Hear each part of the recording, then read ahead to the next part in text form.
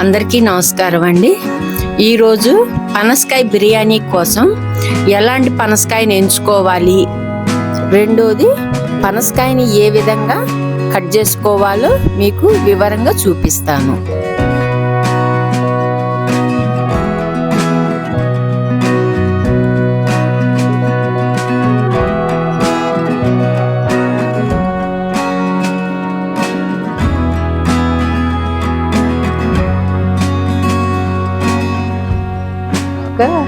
ఇది పనసకాయ అండి. పనసకాయ బిర్యానీ కోసం కాయ తెచ్చాము.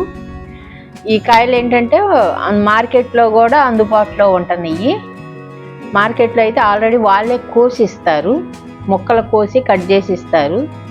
మనం లేదంటే మన కాయల్లో చూసుకోమని చెబుతారు. అప్పుడు ఏంటంటే బిర్యానీకి మనకి ఎలాంటి కాయ కావాలంటే ఈ కనులు ఉన్నాయి కదండి, ఈ బుడుపులు అనేవి, ఈ బుడుపులు అనేది చిన్న సైజులో ఉండాలి. చిన్న సైజులో బుడుపులు ఉన్నప్పుడు మన కాయ లేత కాయ అని అర్థం. ఇదే బుడుపు ఇంకొద్దిగా లావుగా వచ్చింది అనుకోండి, కాయ చిన్నదైనా సరే బుడుపులు లావుగా ఉంటే ఆ కాయ ముదిరింది అనేది అర్థం. ముదిరితే మనకి బిర్యానీకి పనికిరాదు. ఈ కాయ జిగురుగా ఉంటుంది. మనం కట్ చేసేటప్పుడు చేతులు కొద్దిగా కొబ్బరి నూనె రాసుకొని కట్ చేసుకోవాలి. ఇప్పుడు మనం ఈ కాయని కట్ చేసుకుందాము. ముందుగా ముచ్చికి కోసేసేయాలి. కాయకున్న ముచ్చికి కోసేయాలి.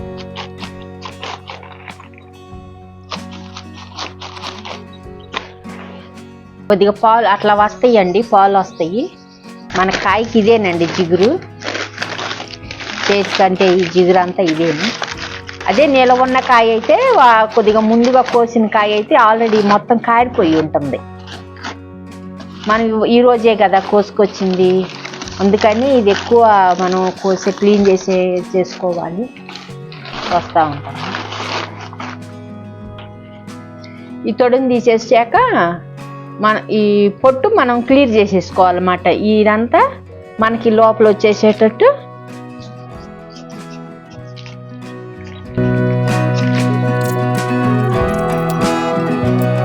బిర్యానీకి పనికి వచ్చేది. మనం ఇదంతా తీసేసుకున్నాక ఇది లోపలిది పనికి వస్తుంది. ఈ గరుకు మొత్తం క్లియర్ చేసేసుకోవాలి.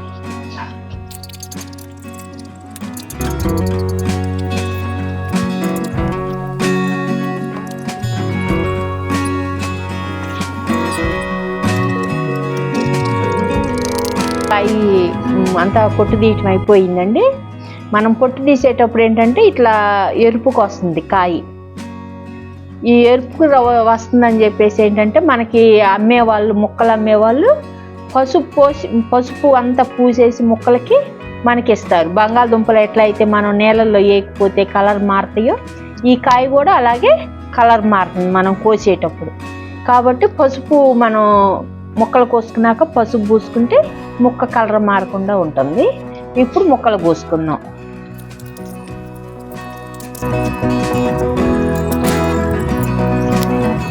ఇవ్వండి, మన కాయ కోసుకోవటం అయిపోయింది. ఇదిగోండి ముక్కలు. అంటే ఎవరు కొద్దిగా ఇష్టపడే సైజుని బట్టి కట్ చేసుకోవచ్చు. చిన్నవి అయినా పెద్దవి అయినా. ఈ కేజీన్నర దాకా ఉంటాయండి, కేజీ పైన ఉంటాయి ముక్కలు. ఇప్పుడు వీటిని మనం కుక్కర్లో పెట్టి ఉడకబెట్టుకుందాం. ముందుగా ఏంటంటే ఇది ఒక ఉడకాలి. ఇది కుక్కర్ చూశారు కదండి, పనసకాయని ఈ విధంగా కట్ చేసుకోవాలి.